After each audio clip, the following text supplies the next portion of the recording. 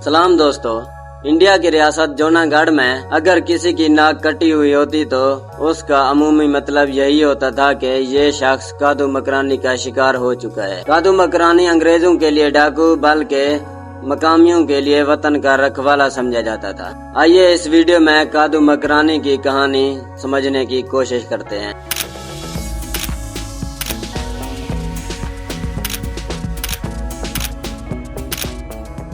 कादिर बख्श Rind Bloch उर्फ कादू मकरानी 1811 में बलोचिस्तान के इलाके मकरान में पैदा हुए। मकरान ही में पले बढ़े और मकरान में ही बड़े हुए। 19वीं सदी के मिड में जब अंग्रेजों ने बलोचिस्तान के इलाके में अपने असर रसूख को बढ़ाया तो वहाँ पे बहुत बड़ी कहत साली देखने को मिली और बहुत से लोगों ने नकल मकानी की। कादिर बख्श के कबीले ने भी नकल मकानी की जूनागढ़ की तरफ हिजरत किया। कादिर बख्श के मामू अली मोहम्मद और वली मोहम्मद नवाब ऑफ जूनागढ़ के गार्ड थे जिन्हें जमींदार का रुतबा हासिल था। अली मोहम्मद और वली मोहम्मद ने समुद्री कज़ाकू से मुकाबला किया और रियासत जूनागढ़ को इससे निजात दिलाई। तो इस खिदमत के एवज नवाब ऑफ जूनागढ़ ने उन्हें अनराज नामी इलाके में इनाम के तौर पे जमीन दी थी। वली मोहम्मद और अली मोहम्मद ने अपना गांव इन्हीं इलाकों में आबाद किया। सरहदी डाकुओं से कादिर बख्श का मुकाबला हुआ, जिसके बाद नवाब ऑफ जूनागढ़ ने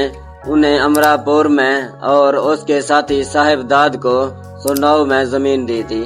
गांव बसने के बाद मकरान से कई और खानदान भी यहीं पे आके बसे। कादिर बख्श ने नवाब ऑफ जूनागढ़ के कहने पे हमेशा के लिए अमरापुर में सुकूनत अख्तियार कर ली और इस तरह इन तीनों गांव अनराज, सुरनौ और अमरापुर में मकरान से आए हुए बलोच आबाद हुए। उन दिनों जूनागढ़ के इलाकों काठियावाड़, गुजरात और कच्छ में नवाबों और सरदारों के साथ मिलकर अंग्रेजों ने गरीबों का जीना मुहाल कर दिया था और इन गरीबों में कादिर बख्श के कबीले के लोग भी शामिल थे। इस सूरत हाल को देखते हुए कादिर बख्श और उसके मामू ने नौजवानों के मुसल्लह जत्थे तैयार कर लिए। दूसरी तरफ एक अंग्रेज अफसर स्कॉट जेफरी इन मकरानियों से नाराज थे।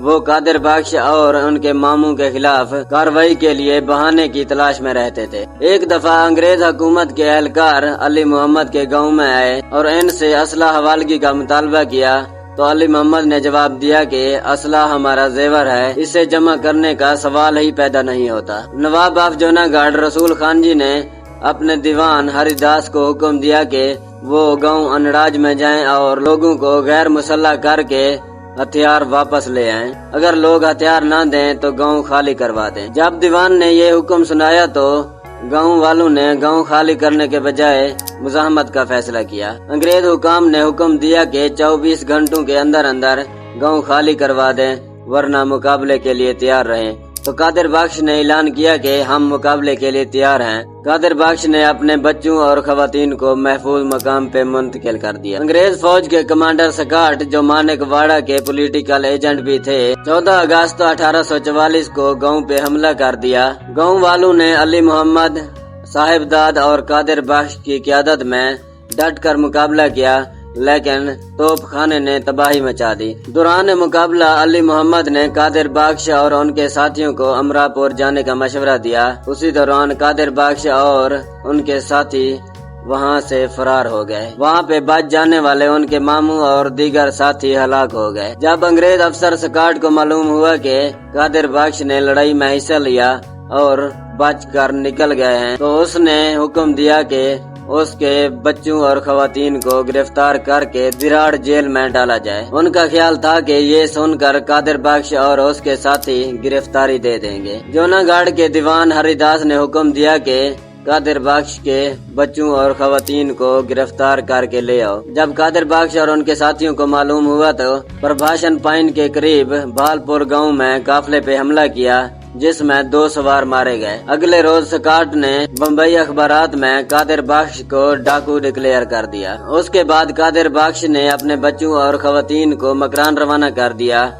अंग्रेज सरकार को पैगाम भेजा कि अगर एक दिन में एक गांव लूट जाए तो समझना साधु ने लूटा है और अगर एक दिन में 30 गांव लूट जाए तो जान लेना के कादू ने लूटे हैं। कादिर बख्श ने नौजवानों का ग्रुप बनाया और जूनागढ़, काठियावाड़, गुजरात और कच्छ में अंग्रेजों और उनके हिमायतियों को लूटना शुरू कर दिया। ऐसी कई रिवायतें मिलती हैं कि अमीरों से लूटता और गरीबों और किसानों में बांटता था। वो अंग्रेजों के कारिंदों से लूट कर गरीबों की शादियां करवाता था। कादिर बख्श की इस कदर दहशत बढ़ गई थी कि बाद हवालों के मुताबिक दीवान अपनी बेटी की शादी में भी शिरकत न कर सके कि कहीं कादिर बख्श न आ जाए। कादिर बख्श को गुरिल्ला जंग में गुजरात के इलाके सिलावट और काठियावाड़ के बलोचों के अलावा वहाँ के पढ़े लिखे और पिसे हुए तबकात की हिमायत हासिल थी। आहिस्ता आहिस्ता इन वतन परस्तों का काफिला बढ़ता गया। कादू मकरानी के बारे में कई रिवायती किस्से मशहूर हैं, जैसे उसने कभी भी किसी खातून को नहीं लूटा और इसका एतराफ अंग्रेज खुद भी करते थे। अंग्रेज अफसर जॉनसन ने अपनी नोश्ता यादाश्तों में लिखा कि मीरवाल नदी के किनारे छावनी थी और वो पॉलिटिकल अफसर स्कॉट की अहलिया को फौजी तांगे में लेकर जा रहे थे। हाजी मांगर वड्डी शाह के मकबरे के करीब अचानक कादू मकरानी नमदार हुआ और ललकारा, तुम कौन हो और तांगे में कौन है? मैंने जवाब दिया कि मैं कप्तान हूँ और तांगे में स्कॉट की अहलिया हैं। तो कादू मकरानी रास्ते से हट गए और कहा कि हम औरतों की एहतराम करते हैं, अगर आज तांगे में स्कॉट खुद होता तो उसे जिंदा नहीं छोड़ता। अंग्रेज सरकार ने हुक्म दिया कि कादू मकरानी को जो जिंदा या मुर्दा पकड़ कर लाएगा उसे 20,000 और 20 एकड़ जमीन इनाम में दे दी जाएगी। दोस्तों ने कादिर बख्श को मकरान जाने का मशवरा दिया और कहा कि जब हालात साजगार हो जाएं तो वापस आ जाना। कादिर बख्श रेल के जरिए अहमदाबाद से सिंध में इंटर होते हैं। बंदरगाह पे सिक्योरिटी सख्त होने की वजह से वो उस साइड पे नहीं जाते बल्कि मलीर के ओल्ड थाने के इलाके में आते हैं। यहाँ पे उन्होंने एक ऊंट किराए पे लिया लियारी जाने के लिए, क्योंकि लियारी ही से मकरान की सवारी मिलती थी। लियारी जाते हुए सरबान ने उन्हें पहचान लिया। सरबान ने सोचा क्यों ना मुखबरी की जाए और इनामी रकम वसूल किया जाए। तो बगदादी थाने के करीब सरबान ने ऊंट खड़ा किया और दूसरा ऊंट लाने के बहाने थाने में चले गए। वहाँ पे जाके मुखबरी की और एक सिपाही लेकर वापस आए। कादू मकरानी को पता लग गया कि सरबान ने मुखबरी की है, तो कादू मकरानी ने तलवार का वार करके दोनों को हलाक कर दिया और राह फरार अख्तियार कर ली। इसी दौरान बहुत से पुलिस एहलकार और भी आ गए और उन्होंने इसका पीछा किया और चोर चोर की आवाजें लगाई। एक गली में कुछ मजदूर काम कर रहे थे। उन्होंने ये नजारा देखा और एक मजदूर ने एक भारी पत्थर कादू मकरानी के सर पे दे मारी और कादू मकरानी बेहोश हो गए। बेहोशी के आलम में गिरफ्तार हुए। बाद में पुलिस ने उनके साथी दीन मोहम्मद और अल्लाहदाद को भी गिरफ्तार कर लिया। दीन मोहम्मद को जूनागढ़ भेजा गया, जिन्हें सजाए मौत सुनाई गई और कादू मकरानी को मुख्तसर ट्रायल के बाद फांसी की सजा सुना दी गई। 1887 में कराची के सेंट्रल जेल में कादू मकरानी को फांसी दे दी गई। कादिर बख्श की मैयत एक मुअज्जिज ख्वाजा फकीर मोहम्मद दरा खान ने वसूल की। उनका नमाज जनाजा दरालैन मस्जिद में अदा की गई, जिसमें लोगों की बड़ी तादाद ने शिरकत की।